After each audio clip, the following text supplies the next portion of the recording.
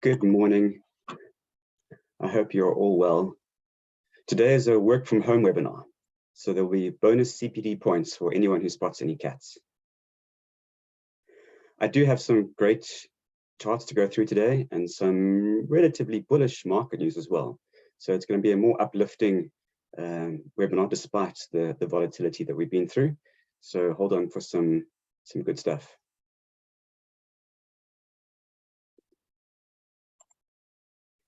Let's look back at May. It was an incredibly volatile month, another incredibly volatile month.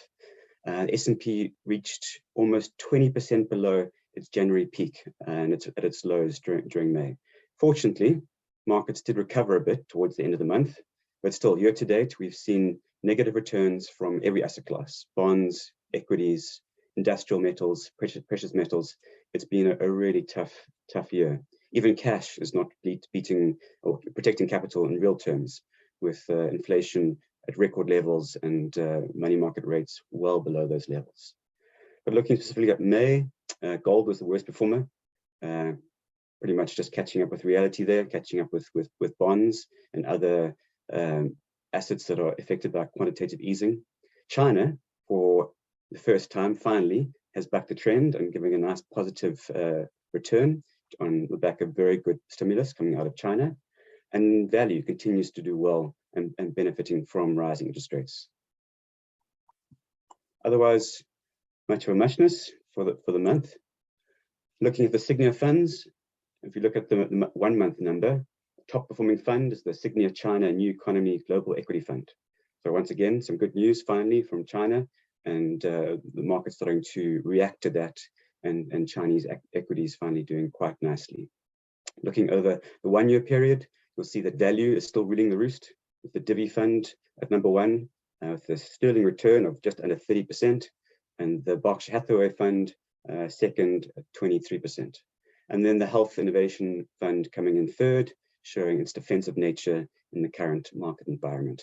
A great return from healthcare, and nice to see it up there. In terms of webinars for the month, I hope you guys all enjoyed the May webinars that we had. Some very interesting things, particularly on skeleton balanced absolute and our Irish funds. Looking at June, it's all about the investment forum. So if any of you are attending the investment forum, please keep a lookout for our CEO, David Houghton, who is presenting. I'll also be presenting on Beyond Fourth Industrial Revolution, and our head of passive, Stephen, will be on a panel as well, debating the various merits of active and passive. So look out for the three of us at Investment Forum. But let's get into some very interesting charts. So the first one I'm going to start with is this, which you would have seen in the signals. Signals that came out on the 1st of June, on Wednesday, but I will take you through it for those of you who haven't seen it, because it is quite detailed. So what you're seeing on the horizontal axis is 2 time frames, 1980 to 1984, which represents the asset class returns on the actual chart, and then overlaid onto that 2021 to 2025. So the actual chart shows asset class returns for equities, S&P 500, US bonds, gold, and copper. And the estimate is that we are in the big red oval. So that's roughly where we are mid-2022. So if you were in 1981 and you were where we are now in the red oval, bonds have likely bottomed and should give relatively flat returns over the next 3 years. Equities haven't yet troughed and will see a recession which pulls them down further before recovering and ending up much higher 3 years later, substantially higher. And then copper and gold fall into the recession and then fall further later on. So that's what would have happened, well, that's what did happen in 1981. So why the comparison? Why are we overlaying 2022 onto 1981? It's not a perfect comparison, it never is. I mean, history doesn't repeat itself, it rhymes, as the famous saying goes. But looking at why we think it's a similar repeat, well, 1981 was the last time that all asset classes were negative. Bonds, equities, industrial metals, and precious metals were all down in 1981, as they were year to date in May 2022.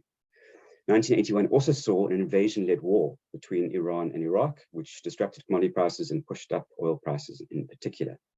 1981 also was feeling the peak of inflation. It was just past its peak. Its peak was late 1980s, but it was still incredibly high inflation. But most importantly, 1981 was when Paul Volcker, who was chairing the US Fed, decided to crush inflation. And he raised interest rates to 20%. It's a mind-boggling number to even imagine interest rates in the US at 20% after having years of pretty much negative interest rates around the world. With quantitative easing, and now looking back at 20% interest rates. Now, those are the similarities, and this is certainly what I would call a worst-case scenario. So, worst-case scenario is we do get pushed into recession, and the equities do drop further from this point before recovering. But it's unlikely to be exactly the same as 1981. There are some differences. Firstly, inflation is lower. It's nowhere near the levels that it was in 1980, 1981. Secondly, the Fed has a much more flexible mandate around inflation. They are looking at average inflation, so they can tolerate inflation being slightly higher than 2% without losing credibility. Remember, it's all about the Fed retaining their credibility. Thirdly, we're not in a recession. And the next slide, I'll talk about whether we are going into recession, but for now, we're not in a recession, whereas 1981, they were in a recession. So those are all reasons why things are not as well, are unlikely to be as bad as they were in 1981. There are also some other differences. The move to renewables and decarbonization as a result of the war, ESG, is all likely to support copper in particular. So copper is unlikely to fall as far as it did in 1981, although if there's a recession, certainly industrial metals will be hurt badly. And the other difference is that the S&P 500 had a lot more value and less growth. There was a lot less tech quality growth in the S&P 500 back in 1981, and value tends to do better in rising interest rates. So the S&P might not, as a whole, do as well as it did over the 3 years from that recovery from the recession. So a lot of differences, some similarities. A base case to start with that if this was 1981, we'd be expecting a recession. The only place to hide would be bonds. But if you're looking more than a year out, which most of us are, if you're looking more than a year out, then great returns from equities and a tough time for commodities. If we're not heading for a recession, then we could be at the lows. And that brings me to the second very interesting chart. So the top chart on the right, the black bars represent the market pullback, and the horizontal line represents 20% from the peak. So you can see there 2020, the rightmost black bar, which is circled there, almost touching, or did touch the 20%, but didn't close the 20% level. And you can see that historically, markets have never fallen more than 20% outside of a recession. So the shaded dark brown vertical stripes show when there's been a recession. You can see that the black bars have never dropped below that 20% line unless there's been a recession, except, and there's always an exception, except for 1987, and that happened in one day and then recovered. So we will see that as the exception, not the rule. And again, this is history. It is something that we expect to rhyme. It's not a guarantee, but looking at what happened over the last 50 years, markets have never fallen more than 20% if there's no recession. And the case has been that this year. So although markets are down, it's been a pure derating. Profits are actually up year to date. Earnings have grown year to date.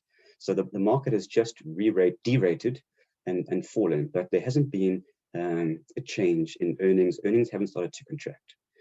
So our base case is that we are not going to see a recession this year, not even in the next 12 months. And as a result, we have a small overweight to equities. So why don't we see a recession? Well, Russia is unlikely to ban gas exports completely. China will use fiscal and monetary stimulus to support the economy. And the US consumer balance sheet remains strong and healthy. And I'm going to talk about each of the regions in the slides that pertain to the US, China, and Russia. Of course, there's always a risk that we could see a recession. And there's a risk to all three of these events, and they could easily push us into recession. So as I said, global profits have held up, but we could easily see global profits being eroded and start to shrink, and then that would cause a recession over the next 6 to 12 months. So some of the risks, Russia does weaponize natural gas exports. It decides to turn off all of natural gas to Europe. That will certainly push Europe into a deep recession. China doesn't stimulate sufficiently, and they see another huge COVID wave, which stress tests their zero tolerance to COVID policy. And lastly, and probably the biggest risk, and it is linked to the other two, the Fed has to hike more than expected to tame inflation. Those are all clear risks. But our base case is that those risks do not materialize. Our base case is that things muddle on as they have been, and we have seen the lows at the 20% pullback. So we do have a small overweight into equities. However, it's impossible to predict what's going to happen. And so although we do have a small overweight, we are also hedged. In our global balance portfolios, we're very well diversified and hedged. So firstly, if you look at the bottom right-hand chart there, you can see if we were in 1981, 82, and this is now superimposed onto 2021, 2022, and 2023. So we're currently in this middle of the chart. The solid line in gray shows healthcare versus basic resources. And the green line dotted green line shows where we actually are. So if we are going to see a 1981 scenario play out and head for a recession, then healthcare is going to be a clear winner and something on a relative basis that you can certainly hide in. So for the bears out there, healthcare is the place you want to be in. We certainly have a large overweight to healthcare, which will hedge our equity portfolio against a recession if we are wrong. We also are overweight Chinese tech, which will hedge against an error in the China COVID policy. And lastly, we are overweight value, which is a hedge against further inflation and rising interest rates, where value tends to be the best performing out of growth and value in a rising interest rate and inflation-based environment. So small overweight to equities. Base case is no recession, but hedged against that with some defensive positioning in China, the US, and Russia across value, the tech and Chinese tech and healthcare. So overall balanced, but I'm going to talk through each of those three countries as I normally do in more detail, and we can just talk about the various merits as to how likely it is that these risks are going to happen. So starting first with the US, we have, as usual, Fed Chair Jeremy Powell, and he terrified markets pretty much in May by saying that the monetary tightening cycle will include some pain, and that led to literal panic. Markets have always relied on the Fed put. People didn't worry. Once markets hit a certain level, once they'd fallen more than X%, the Fed came in and they did whatever it needs to be done to protect markets from falling below that level. It is in the Fed's interest. They are worried about the wealth effect. They don't want to hit a recession, and they're there to protect that wealth effect and protect markets as a result. So when the Fed chair came out to say we can expect some pain, markets panicked, and there was some pain. The good news is that we've actually experienced a lot of pain, a lot more than you realize, and financial conditions in the US have tightened significantly, to the point where we think that the Fed doesn't need to be as hawkish going forward and doesn't need to scare the markets in the next 3 to 6 months at least as long as inflation doesn't have any upside surprises. So why do we feel that way? So if you look at the top right-hand chart there, you can see that core inflation is slowing, which is very, very important. So the Fed has hiked 50 basis points. It's the largest hike since 2000. So it was a very big hike. Yes, they're way behind the curve, but US financial conditions have tightened significantly. So even though the Fed is behind the curve, the Fed has been talking markets up and markets have reacted. So financial conditions have tightened significantly, as I said, and that's across all asset classes. So the S&P 500 was down nearly 20% from its January peak. 20% fall is a big tightening of financial conditions, an impact on the wealth effect. The dollar is 10% stronger year to date, but also has an impact on global liquidity. And the 2-year or short-term yields in the US have risen from 73 basis points to 278 basis points in 6 months, a significant tightening in financial conditions. So the Fed can at least feel confident that it's retaining its credibility and that it has tamed the markets to some extent, and it will slow growth. So if you look at various models and you back test the financial tightening that has happened and the impact that it'll have on growth, it's likely that what's happened so far will push US growth below trend, but not into recession. So it is a sweet spot that the Fed has achieved. More importantly, it looks like for now, the US is close to or at its peak of inflation. So I've mentioned the top chart on the right, core inflation, so you exclude food and energy. Core inflation is rolling over, which is a good sign, and the Fed will take some comfort in that. The US inflation surprise index also rolled over. That's an important one, and I'll show the graph on the next slide. Labor force participation rate can increase further from these levels. We can actually see a small reversal of the Great Resignation, and that's particularly in the lower end of the income spectrum. So the biggest decline in terms of the labor force was seen in the lower end, where people used their COVID benefits and decided that they refused to work. Why did they need to work? They were getting paid more to sit at home. That has come to an end. If you look at the bank balances of that lower income, they're back to averages. They're no longer looking at super surpluses. And more importantly, wages have risen the most in that quadrant. So we're likely to see a lot of people come back into the labor force, which doesn't actually impact unemployment. What it does is it just enlarges the whole labor force level. And that's quite important, and we'll be seen as a positive signal to the Fed. And then last but not least, and we've been speaking about this for months now, COVID supply constraints have been easing. Yes, they're being matched by the Ukraine and Russian war-induced supply constraints, but at least we're seeing the base effects from one matching the rising impacts from the other. So overall, the inflation looks like it's close or past its peak in the US, and the Fed has achieved what it was hoping to achieve in terms of tightening financial conditions. So we think that we're likely to move into a less hawkish regime. Now that brings me to probably the most interesting chart, the bottom right-hand chart here, which shows that we then are moving into a regime that is positive for equities. So the chart breaks the historic market performance. So each bar shows the median 3-month equity return, and it breaks it up into 4 regimes: rising inflation, falling inflation, high inflation, and low inflation. So we've been in the second from the left. We've been in a high and rising inflation environment. Not good for equities, as you can see there. On average, the median there over the last 50 years, negative equity returns. But we are either already have, or we're close to moving into the third line, which shows high inflation. So yes, inflation is going to stay high, but it's peaked and it's starting to roll over, i.e. it's decreasing. And once you're in that regime, you can see there that you get very decent equity returns coming out of the market.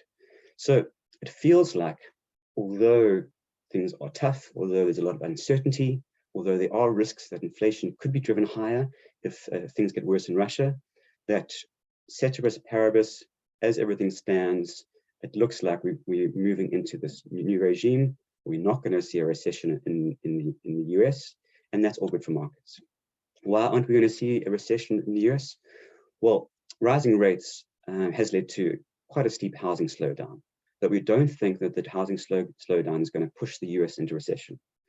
Firstly, income gains, yes, because wages have gone up, maybe not in real terms, but nominal wages have gone up. Income gains have kept up with the increase in mortgage debt servicing levels.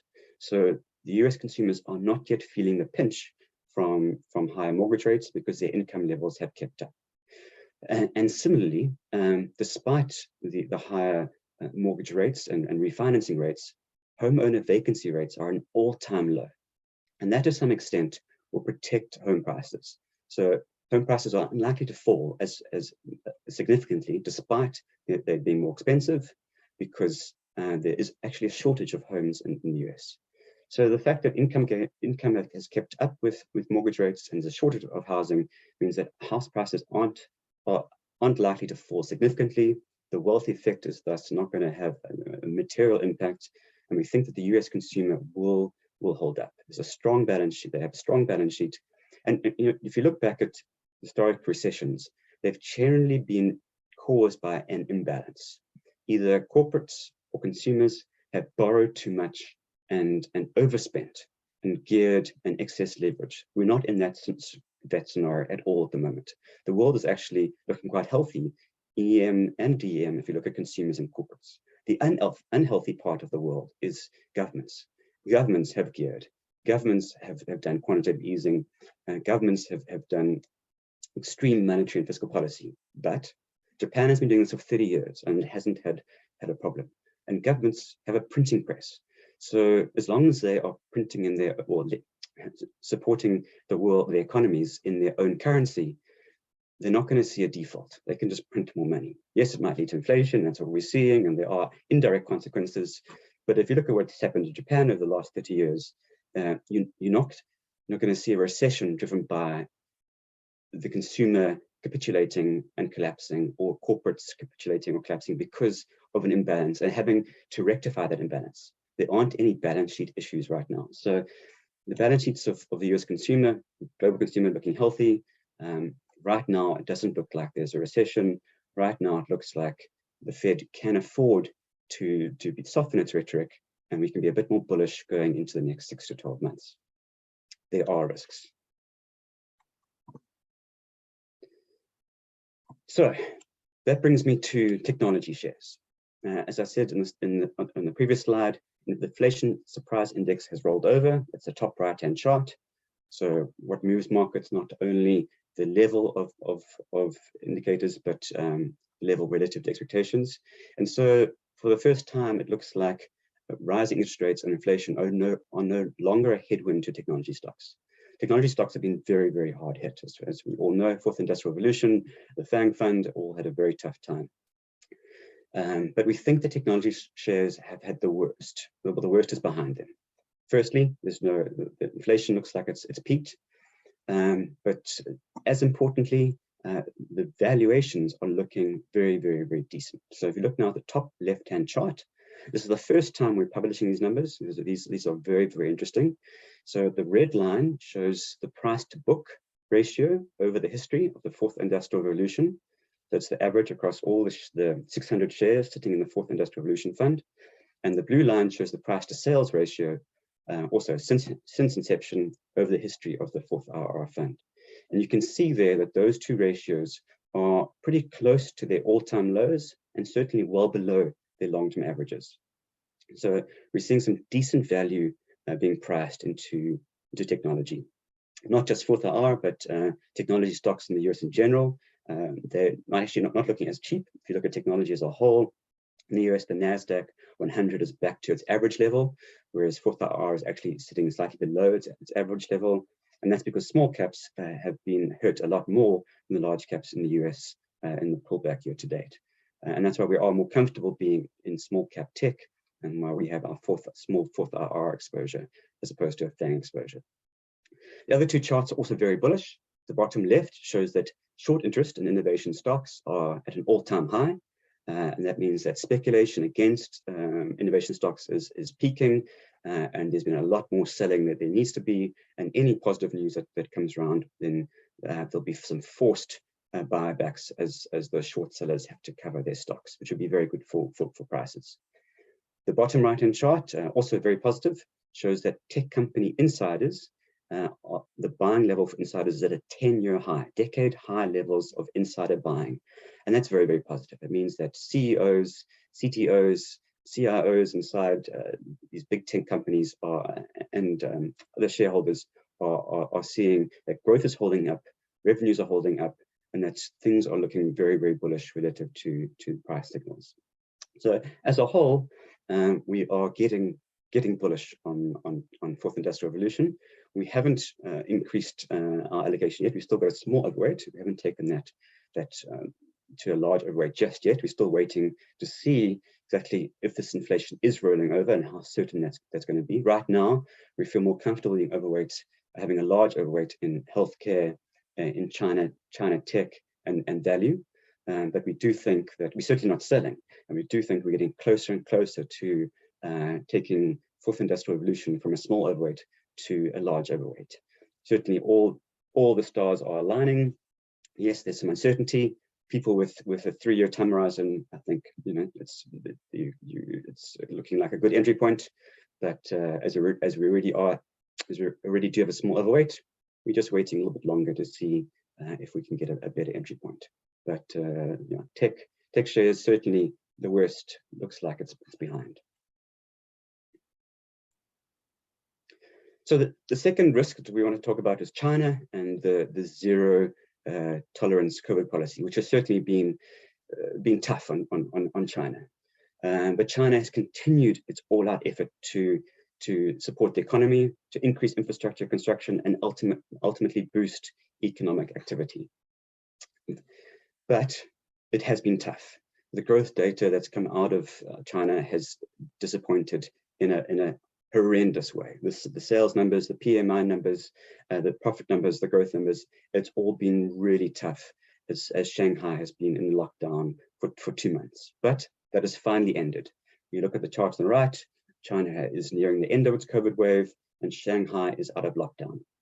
More importantly, the government is very, very aware of the impact that the COVID policy has had on growth. So Shanghai unveiled 50 economic support measures to restore growth after lockdown, big measures. More importantly, looking long term, China is shifting to a more accessible testing, greater hospital capacity, and they're likely to have a domestic production of the Pfizer's Paxlovid drug, which will reduce the impact of the zero COVID policy in further waves. And even if that does happen, China's announced a massive monetary and policy stimulus this month, $5.3 trillion of stimulus. That's much larger than the 2009 stimulus. So when the great financial crisis happened, China pumped huge amounts of stimulus into their economy and managed to keep their growth from falling significantly. They're now pumping more into the economy than that happened. In fact, their plant infrastructure is double that of the US. So for economies that are roughly the same size, depending on whether you're looking in dollar terms or PPP terms, double the infrastructure spend, that is a very, very positive news. And we had Premier Liu once again reiterating the government support of platform companies. So China is looking better and better placed to weather the global inflation storm. The rest of the world are rising interest rates. The rest of the world are having to cut back on fiscal spending. The rest of the world are trying to tame inflation. Inflation in China is still in check. Inflation is not a concern. That yes, there have been concerns in terms of property slowdown. There have been concerns about the technology clampdown. There have been concerns about COVID, all of which have basically pushed China into a recession. China is thus way ahead of the rest of the world. There's huge amounts of policy support. They're going to rely heavily on the internet platform companies to support growth and to support employment during any further COVID lockdowns. So they're very well placed against the rest of the world. When the rest of the world is seeing headwinds, there's massive tailwinds in China, and we really think that China could have some significantly strong upside from these levels. Yes, China might see us, if the rest of the world goes into recession, China will certainly face a slowdown, and its exports will slow down. But right now, it's focusing on protecting the consumer. It's focused on protecting domestic growth. It's going to focus on infrastructure, and so even if the rest of the world slows, China should be a relatively safe haven compared to the rest of the world. So we are excited about China. We think it's defensive. Chinese tech certainly is very defensive, and if there's no recession, broader China will also do very, very nicely. So we maintain our large overweight to China, and we think it's a good hedge against the worst case recessionary risks. So that brings us to the final and the big risk, which is the war, and certainly most importantly the impact it's having on Europe. So ironically, even though Putin's special military operations continue to look a lot like a war, Putin is not the wild card that we're expecting. We kind of know what Putin wants and what Putin needs. We don't see him pulling back anytime soon. He needs a victory. This war is going to continue for a lot longer than we'd like. The surprise has actually been the EU. and the severity and the swiftness and the depth of the sanctions that the EU have implemented. That certainly has been a surprise to us and to most of the market, and has pushed oil prices and natural gas prices a lot higher than people were expecting. So that is probably the biggest risk that I see over the next 6 months. It's unlikely that, well, hopefully, I think we passed the World War III scenario, and Russia's looking pretty stretched. So yes, there'll be a lot of saber rattling, and they'll make a lot of threats, and they're certainly not going to back down. The war's going to continue, but it's unlikely to escalate.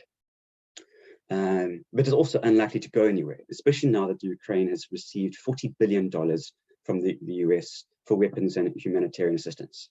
So at one point, President Zelensky was very close to giving up the eastern part of the Ukraine and looking for a treaty, for a peace armistice. That's highly unlikely now. The president feels that he's got the backing of the rest of the world, of NATO, that weapons are flooding into the country. And so if anything, he's determined to win back the eastern part of the Ukraine. So, the war is certainly not receding at all. It's going to stay in the stalemate for a long time. But the important part for investors was always, what is the impact on oil prices, on energy prices, on natural gas prices? And that was dependent on sanctions and how quickly Europe in particular was going to move away from Russian oil and move away from Russian gas. And that certainly has happened a lot faster than I was expecting. So there were some bullish signs at one point. Although Russia cut off EU regions not paying for natural gas in rubles and hasn't weaponized it, the EU allowed some member states to pay for Russian gas in rubles without breaching sanctions. So that was very positive, and it took off some pressure off natural gas prices. But this week, we saw the EU leaders agree to a 6th round of Russian sanctions, including an embargo on oil imports by sea. 100% of oil imports by sea have been banned by the EU, which is roughly 2/3 of EU's Russian oil imports. That had a big impact, and oil prices spiked again to above $120 a barrel this month, and continue to spike around the world. And that is a big concern. If oil prices stay at these levels or rise further, that's going to see a secondary round of inflation, and that's going to lead to the Fed needing to be more hawkish, the ECB needing to be more hawkish, and that's certainly going to have a bigger impact on a growth slowdown, and may see us move into recession. And yes, value and healthcare and China will be relative winners, but we'll all be losers in that case. So we're watching that number quite closely.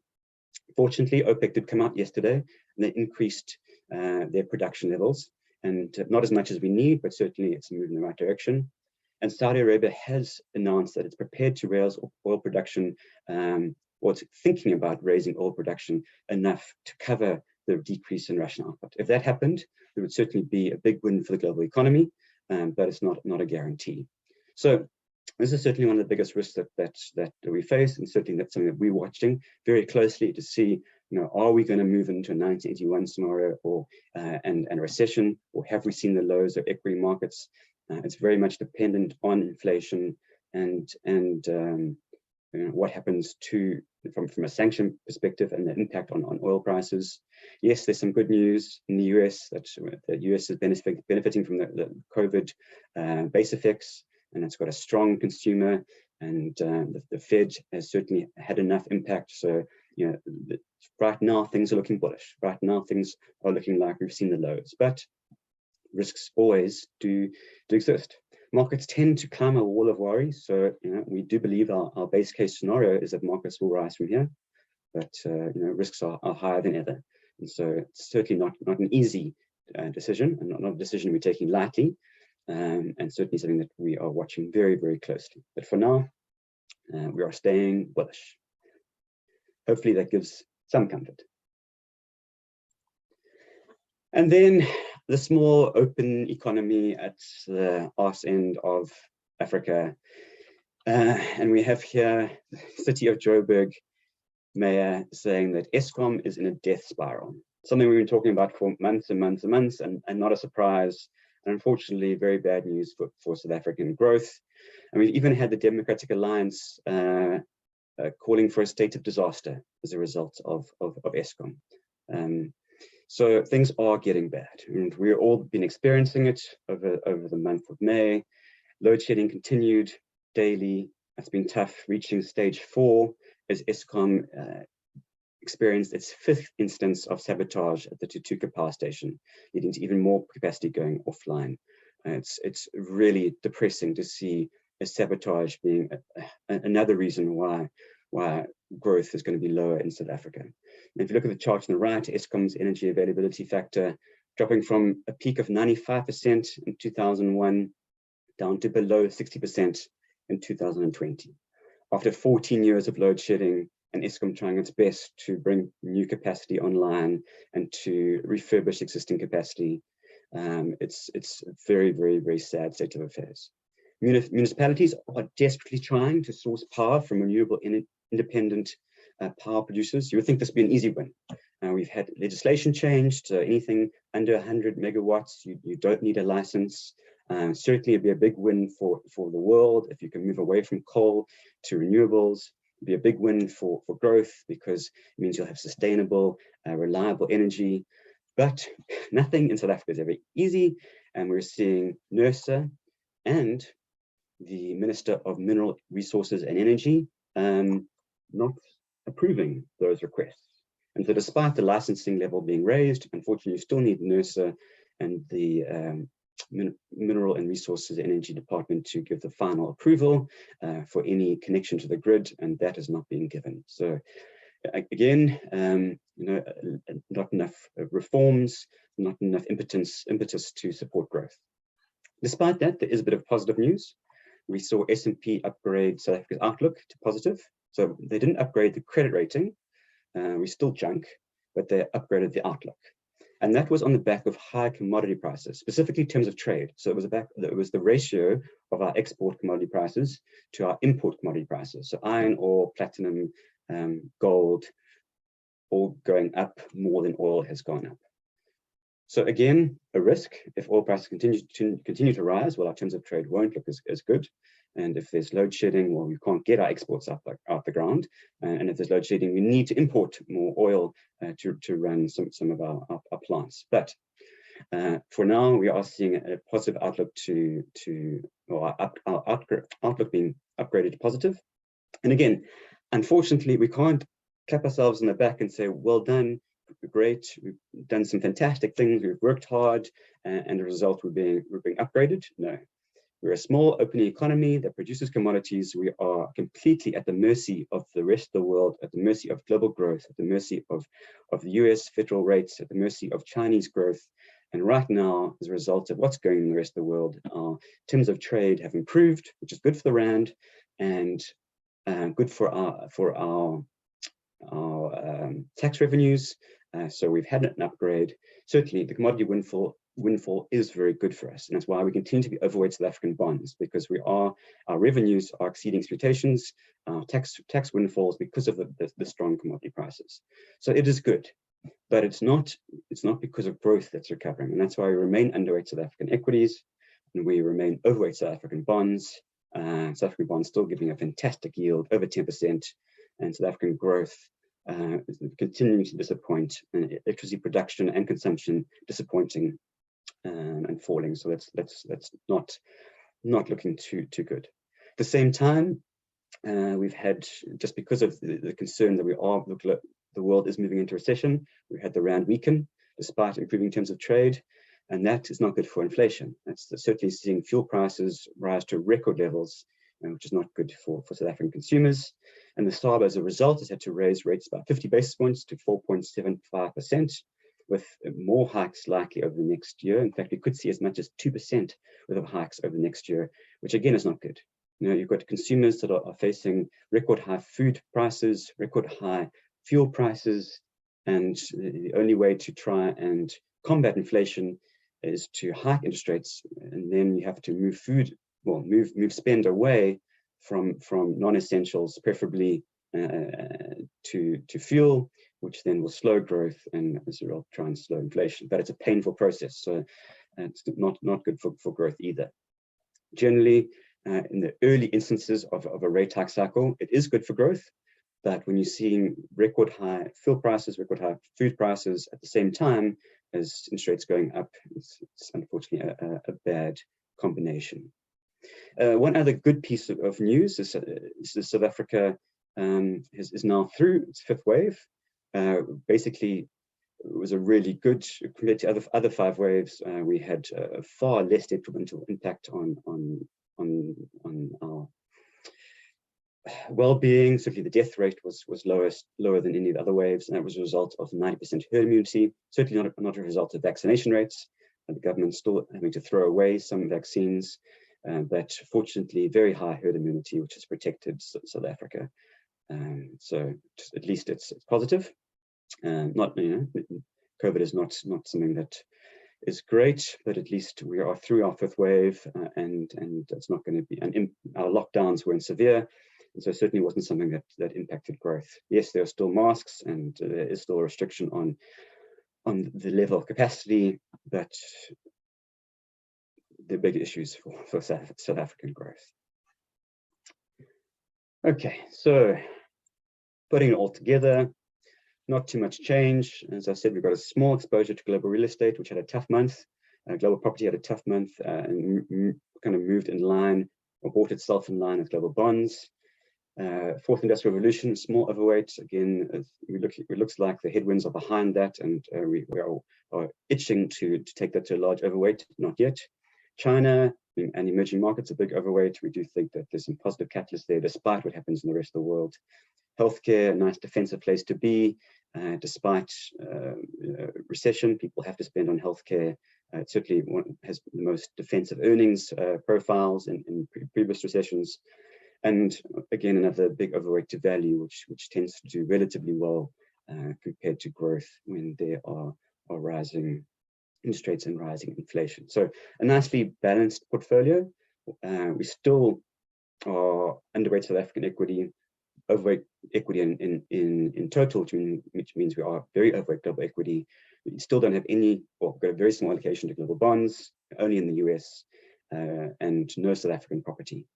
So generally, our positioning hasn't changed much from the last month.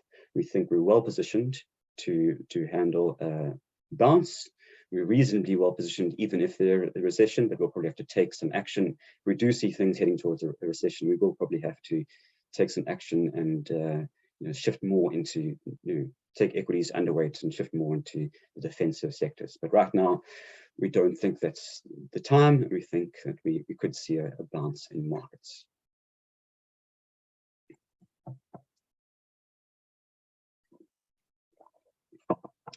Great, thank you. So let's move into some Q&A.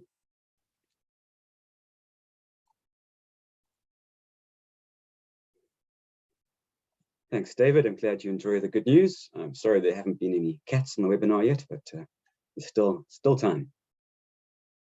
Does 4th Industrial Revolution have any metaverse exposure? Question from Alan. Yes, Alan, it does. The 4th Industrial Revolution Fund has exposure to a wide range. It has exposure to clean tech. It has exposure to sustainable energy, sustainable agriculture. It has exposure to robotics. It has exposure to biotech. It has exposure to the metaverse. It's got 600 stocks, and certainly the metaverse makes up a decent chunk of the 4th Industrial Revolution. So it is really well diversified, and even when some sectors struggle, it obviously has a distributed ledger, small allocation distributed ledger, which has been hurting. There are a number of other sectors which are doing very well. 25 indices, and a number of those are focused on the metaverse. So yes. George asks what I mean by value. That's a great question, George. So in terms of the global equity portions of the balanced funds, or the global equity funds that we manage, so either fully global equity or our balanced funds which have a global equity portion, we invest in US value. That's the S&P 500 value ETF, and we invest in MSCI value. The other options that we offer Locally, we have the Divi Fund, which is a proxy for value, because high dividend yield companies are one of the indicators for value. Generally, value companies are companies that have good ratios relative to the price. So you look at price, and if the company is looking cheap relative to dividend yields, so the price is low relative to dividends, or the price is low relative to cash flows, or the price is low relative to its book value, or the price is low relative to its earnings, then it shows good value. So the Divi Fund we have locally. The Berkshire Hathaway Fund is a good proxy for US value. But we also think that right now the FTSE 100, so the UK, so the Sygnia UK ETF, that's also a good proxy for value. That has a low PE. The PE there is a forward PE of 10 in the UK, price to book below 2. So the UK actually looking pretty defensive right now. Not only is it cheap, low PE, good dividend yield above 4% in the FTSE 100. Low PE, strong dividend yield. Not only is it looking cheap in value, but the UK also has a very large exposure to oil and gas. So if you are worried about risks of rising oil and rising gas, and you want to hedge your portfolio, that's another very decent hedge. Investing in the UK, you get strong exposure to the oil and gas sector. So if there is a spike in those prices, you benefit. But also you are buying a more defensive portfolio in that it has just a good dividend yield of 4% and low PE. It means that cash flows are strong and that they tend to be more, the companies tend to be more defensive when interest rates are rising, because your cash flows are happening now. And so when you're working out a discounted cash flow model to work out the value of a company, you can have a large current value, and as interest rates go up, you're not discounting far out cash flows. Growth companies have a problem when interest rates are rising because most of their valuation is in the terminal end. I mean, Tesla's not making any money right now, but they expect Tesla to make money in 1,000 years' time. And so when you discount 1,000 years, well, then Tesla looks, when interest rates are zero, Tesla looks phenomenally cheap. But the moment you have a slightly higher interest rate, well, then discounting 1,000 years out, it doesn't look as cheap. So that's basically the difference between value and growth, and why they behave differently when interest rates are high and low. Kubus asks about Sygnia Online, the platform. There should be some more communications coming out about that soon. I'm not sure exactly when those are going to come out, but there should be some more communications coming out soon to give you an update of when that is going to launch. Technology, it always takes longer than you expect, and we want this to be perfect. So yeah, keep a lookout for comms on that.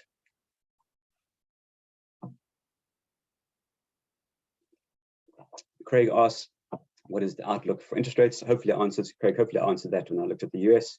Markets are pricing in, you're right, markets are pricing in substantial interest rates. Markets are, 2-year bonds in the US are close to 3%. And I think that if inflation if oil prices stay where they are or fall slightly, inflation has likely to see the highs. And if anything, interest rates won't rise as much as forecast. But there's a risk that oil prices could rise further from these levels, which would push inflation up and require interest rates to go up further. But our base case right now is that interest rates, certainly in the US, are pricing in more than it's going to happen over the next 6 to 12 months.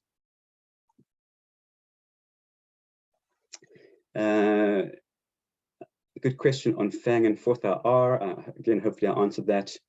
In terms of the worst is behind, I don't think there's any need to sell those FANG or 4th IR. Certainly, I'm more bullish about 4th IR than FANG, just because small caps have been worst hit than FANG, and small caps are looking cheaper than the large caps. And if you've got exposure to either the world or you've got exposure to US, you generally have enough FANG exposure anyway. But the worst looks like it's behind us for US tech. Valuations are now either at or below average. Inflation has peaked, it's likely to have peaked.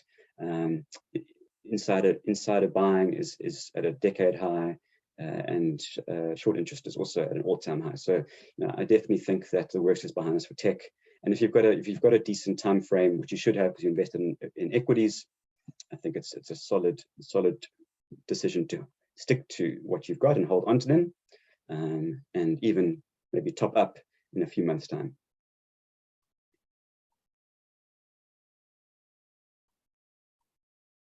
Mike, sorry, the June investment forum is not a Sygnia event.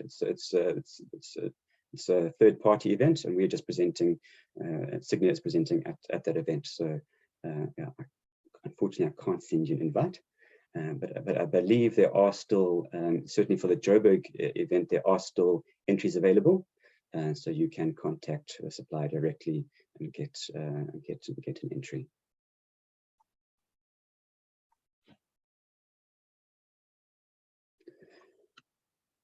Outlook for the rand dollar from Mike. It's always a tough one. Certainly, if you look at terms of trade, the rand could get a bit stronger.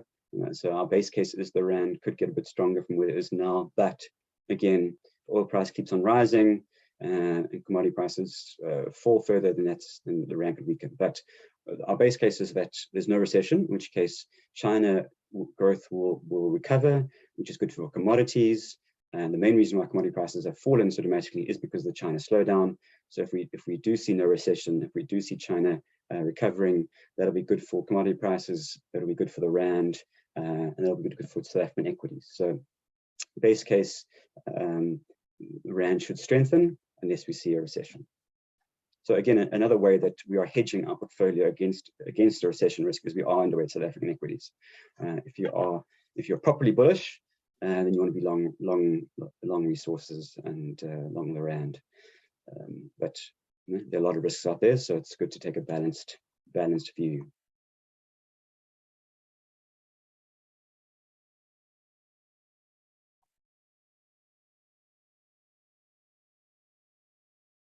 Kristen makes a good point in terms of supporting consumers. I agree with you during tough times.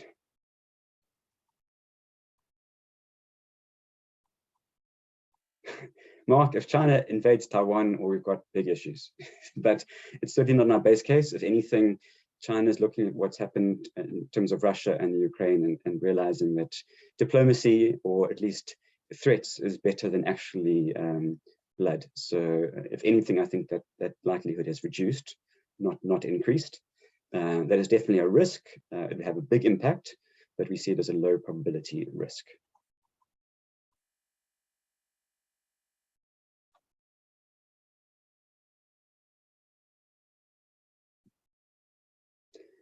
Anton asks a very interesting question. With military spending increasing, where to invest to participate? I'm actually not sure, Anton. So it's a great question. The US obviously is one of the biggest developers of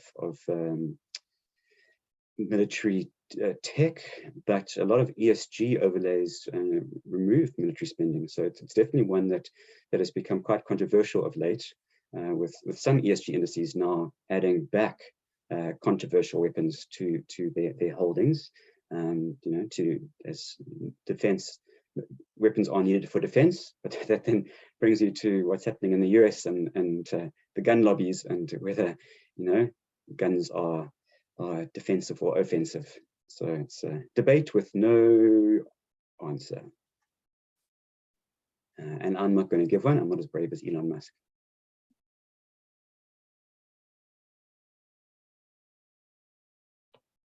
Yes, John asked why equities and bonds have fallen together. So John, the reason is, so you're certainly spot on. Bonds are supposed to not fall when equities fall. Bonds are supposed to be where you can hide.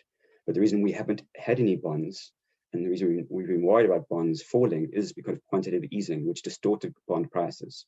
So we had two things happen. We had interest rates going up, which is negative for equities, and the war, which is negative for equities. But at the same time, we had the announcement of the taper in the US, and potentially in the rest of the world as well. And the unwind of central banks buying bonds is what caused bonds to sell off.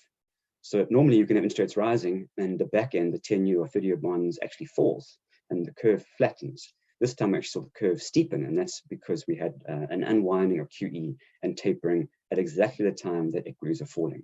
So that has been the reason why that's what's happened. Certainly 1981 was different. There was no tapering there. That was more of an inflation story. And just very, very, very high interest rates. But and the interest rates had to go up more than the curve could flatten in 1981. Gerrit asks, which Sygnia funds am I referring to when I'm saying over under exposure? Gerrit, we have the same outlook on all our funds. So every balanced fund has the same outlook. If you're either overweight equities, so if your benchmark 60%, then you're at 62. If your benchmark's 40%, you're at 42.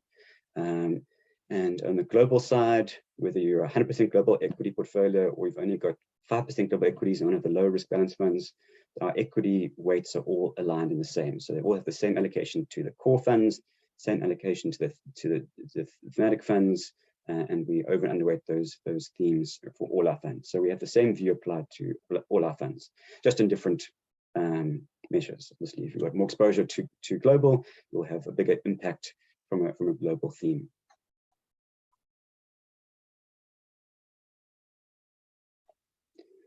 Kusha asks, what will trigger a turnaround in global tech shares?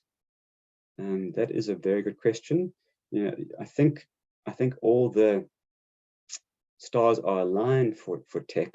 The reason we're not going to wait yet is that the actual catalyst is not there. And I think the catalyst will probably be bond yields rolling over in the US. So if we see in the next 3 to 6 months that inflation doesn't accelerate, we see that oil prices are behaving themselves, then bond yields are likely to retreat from 3%. The 10-year bond yield in the US will retreat from 3%, not substantially, but come down a bit. And I think the moment we start to see that consolidation in US bond yields, that'll be a trigger for growth in general, but in particular for tech. That's also US tech. We think Chinese tech is rallying right now. So Chinese tech is rallying despite US interest rates going up and despite inflation going up, because Chinese tech was very much impacted by the regulatory concerns and regulatory risks. And markets are now getting comfort that that's not going to happen again. And if it does happen, it'll be in a lot more reasonable and well signposted manner. And so, you know, we see that the unwind of that regulatory risk premium in China could see a decent bounce in China tech now. So that's why we're comfortably overweight China tech now, probably waiting for certainty on inflation and as a result, US bonds as a trigger for US tech.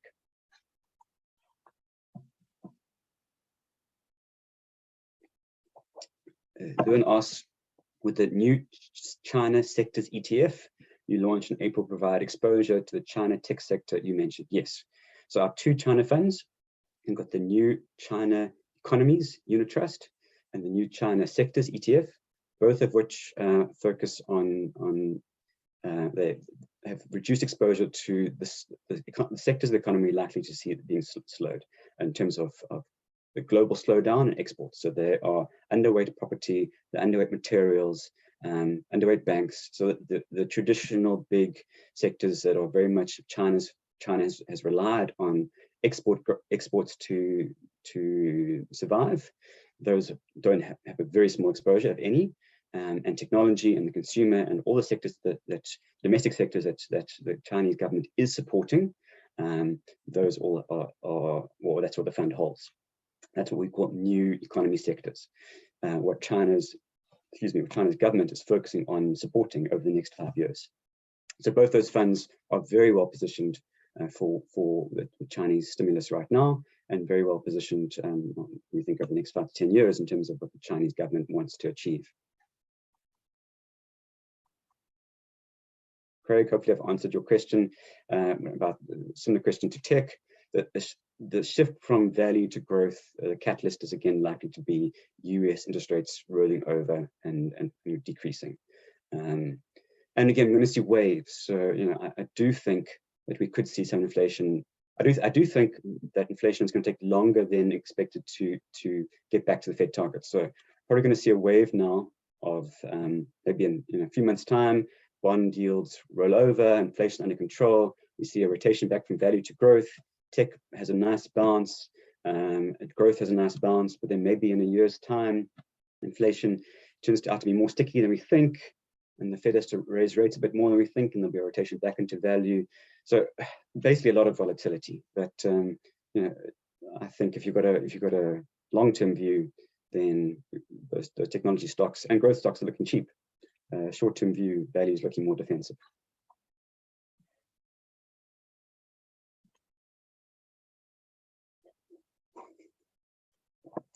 David, thanks for your comments on the cat. Yes, he is busy lying in the sun, so can't attend.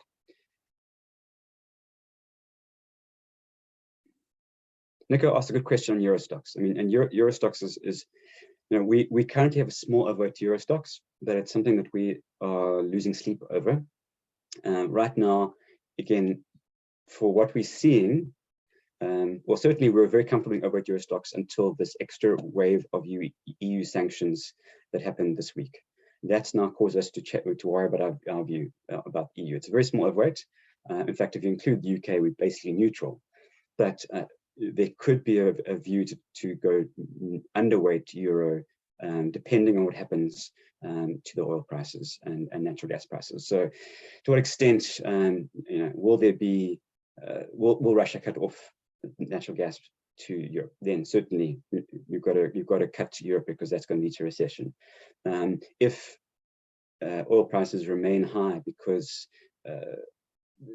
the OPEC doesn't increase oil volumes to take care of what Russia is not being able to sell, well, again, if that doesn't happen, we could see more impact on Europe. So Europe, a lot of the risk is priced in, and that's why we were comfortable having a small overweight or neutral position. But if we start to see extra rounds of sanctions, or Russia doing some more saber rattling and potentially cutting off some gas supplies, which push up oil and gas prices, well, that's most negative for Europe.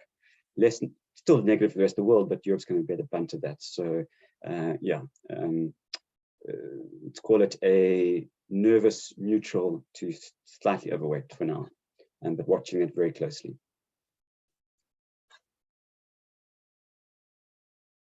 Louise asked a great question. Commodities are cyclical. Will the divvy fund collapse while the cycle turns? The divvy fund has performed beautifully. It is designed to rotate quite actively each quarter between companies with high and low dividend yields. So if we start to see other companies have higher dividend yields, we will rotate out of resources into financials and industrials to take care of those well, take advantage of those higher yields. So we might see a natural move out of resources into financials, industrial stocks if the dividend yield increases there, and the dividend yield starts to fall in resources. So obviously, as prices go up, your dividend yield falls, and that will see a natural rotation out of resources. Commodities are cyclical. You're spot on. Commodities certainly have been hurt right now from China's slowdown. So any bounce in China will see some sort of support for commodities in the short term. Longer term, commodities are structurally slightly different because of decarbonization, because of the move to renewables, which is very, very heavily copper dependent. So we might see a little bit of a super cycle, but I don't. It's not massively, but it will certainly protect resource prices more than in previous cycles. So I'm not really sure. Commodities are the most cyclical sector. They're the most hard to predict. I don't actually ever try and predict what commodities are going to do. But yeah, it all depends. If growth has bottomed, then commodities should be okay. If we had another recession, commodities won't be okay. But at the same time, we do have decent cash flows to protect you. Certainly, if you take spot prices, commodities are looking very, very cheap, and that does provide a nice buffer for some of those resource shares. And that's why a lot of fund managers are overweight resources right now.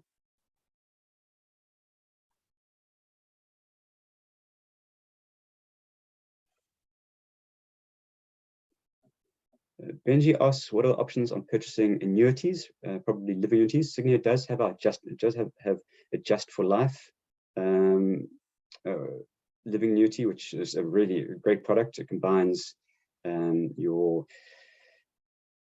standard annuity with a living annuity, and we also provide living annuities on their own, which invest into the underlying Sygnia products. So certainly send an email to admin@sygnia.co.za, and they can tell you about our living annuity products.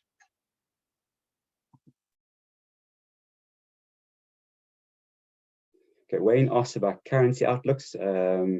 Yes, so the rand will strengthen if commodities strengthen, will weaken if we hit a recession.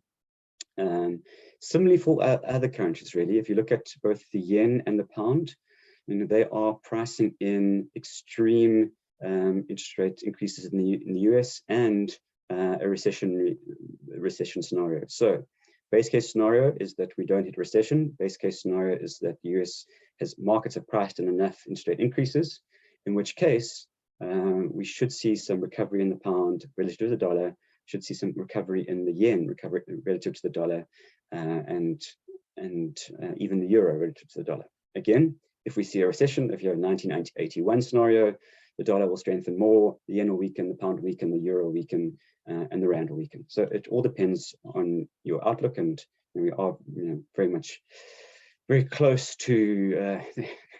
My colleague pointed out the ECB said that they're walking a tightrope, and the question is just which way do you fall, which is not a great outlook. Our base case scenario is we stay on the tightrope, but we could fall either way. But for now, we stay on the Goldilocks tightrope, which means that the pound should strengthen, and the yen should strengthen, and the rand should strengthen. David asked about our exposure to Russian assets. We don't have any exposure to Russian assets. And our emerging market funds did have an exposure to Russian assets. They still hold those Russian assets, but they're currently valued at zero. So if at any point we do reach peace and the sanctions are removed, and those instruments start to trade in the UK, or they get shifted to a domestic Russian listing, and there could be an unlock of value. But right now, all Russian exposure is priced at zero. So Russia itself doesn't really have an impact on our funds or global growth. It's really secondary impacts on commodity prices, like in 1981 when we had Iran and Iraq in turmoil.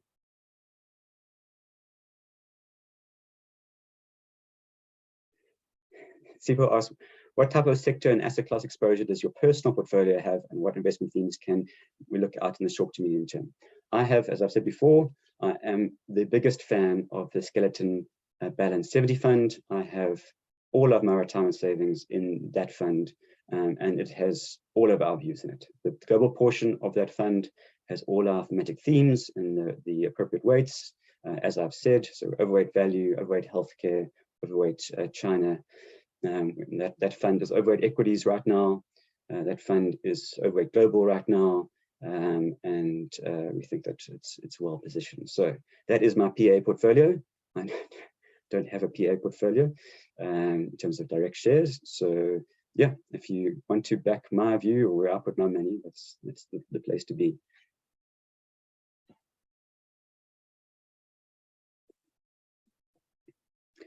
There seems to be more confidence in local equities versus global equities. That is also a great question.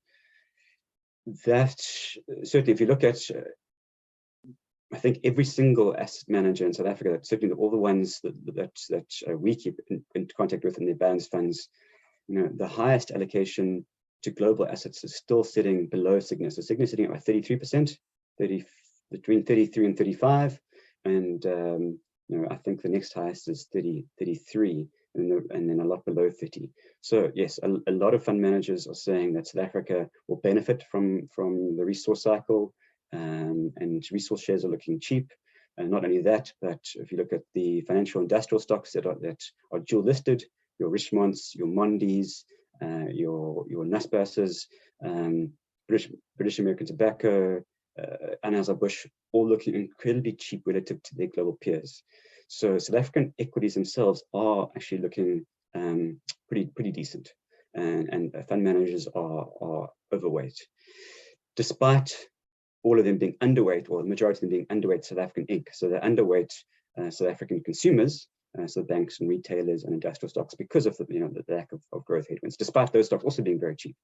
But you can have a decent global portfolio through exposure to resources, Glencore, BHP, exposure to some of the local resources, and your dual listeds.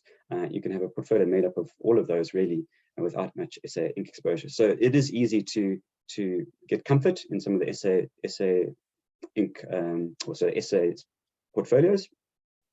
But at the same time, you don't get exposure to the themes that we want. So that's why we are underweight, even though South Africa is quite defensively positioned and looking quite cheap. If you want things like tech, Chinese, I suppose South Africa is a NASPE, so maybe let me exclude Chinese tech. But if you want exposure to global value and healthcare, those are certainly things that you can't get locally. And one of the reasons why we are overweight global equities, to get exposure to those more defensive sectors.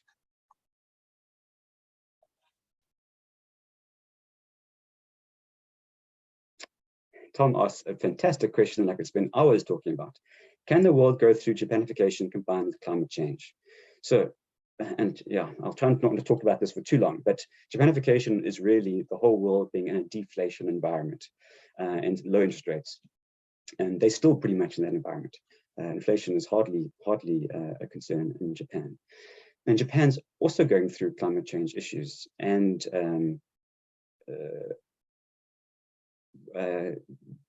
experiencing the impacts of deglobalization. So there's always been, well, the majority of people have been in this deflation Japanification camp for the last decade. In the last year or two, there's a new camp calling us for an inflationary cycle over the next decade based on climate change, which is going to lead to basically a tax as people are forced to move away from oil and gas to renewables. And at the same time, deglobalization, which is COVID and the war have seen disruption in supply chains. So people are worried about their supply chain security. So basically, it means they're prepared to pay up more for onshoring their manufacturing, which also pushes up inflation. So there's a lot to say for being in the inflation camp over the next decade, and because of deglobalization, because of climate change. And Tom says, well, can they both exist at the same time? And I believe they can. I think that if you look at what's happening in Japan right now, there's a small bump in inflation because of deglobalization and because of basically climate change, so renewables and the tax that is seeing on inflation. But it's not a massive impact. I think the biggest impact to inflation in the West, particularly the US, UK, and Europe, has been COVID and the huge amount of support that happened there. Not so much the fiscal support, but just the checks that were written for, maybe that is a bit fiscal, but the checks, it gets a bit blurry, the checks that are written for people, the furloughs, people being paid to stay at home, and that leading to the Great Resignation. That had a much bigger impact on inflation. So while I actually believe in both camps, and I do think deflation is not a risk anymore, and I think I'm more in the disinflation camp, which is kind of close to the Japanification camp. I think the structurally super high inflation that's going to require a Volcker type 20% interest rates, I don't think that's the case. I think 8% inflation in the US and UK and Europe was because central banks printed money, which is never a good idea, and literally deposited into people's bank accounts. And that led to bizarre behavior. We were in a recession and durable spending was higher than ever before. You had a super cycle in durable spending despite being in a recession. That shouldn't have been. You had the Great Resignation when lockdowns ended. You had people resigning because they had so much money in the bank accounts they could, and that led to wages being forced up. So there were a lot of distortions caused by COVID and the way that central banks and governments reacted to COVID. And I think that is the big concern. And those base effects are moving out, and that's what gives me some, again, support that although we are seeing supply-driven inflation coming through from higher global energy prices, that's been balanced by us moving out of these COVID distortions, really. And the quick ones were supply chains, which have come online as lockdowns have reduced. The harder ones, which will take time, but are certainly filtering out, is the labor force. It's wage increases, it's resignations, and it's super spending. And I think we're likely to see some deflation in goods prices as people spend less on goods in the US. And we're likely to see people coming back into the labor force, which will lead to a reduction in, or at least less pressure on wages in the US. So that's my base case. But great question, and yeah, certainly one that's being highly debated right now across strategists and economists around the world. And we'll have to wait and see what happens. Okay, where are we now? 1 hour and 15 minutes. All the questions are answered. Thank you so much, everybody, for having joined. I hope this was long enough for you all to achieve your 1 CPD point. Unfortunately, every time I mention Sygnia, the CPD clock gets stopped. So that is, but I'm not going to stop doing it because I believe it's very important to give you real world examples of where to invest during these times. And if I kept it purely theoretical, I don't think it would be as useful. So please bear with us. I know sometimes you only get half a CPD point, and that's just because, unfortunately, to get CPD points, it has to be very non-marketing orientated. So I try not to make it marketing oriented. I try just to make it give you practical investment examples. But anyway, it is what it is. So yeah, good luck for June. I'll see you in July. Hopefully markets have a bit of a better month in June, but we'll catch up in a month's time and see how things go. Have a great week. Have a great month. Cheers.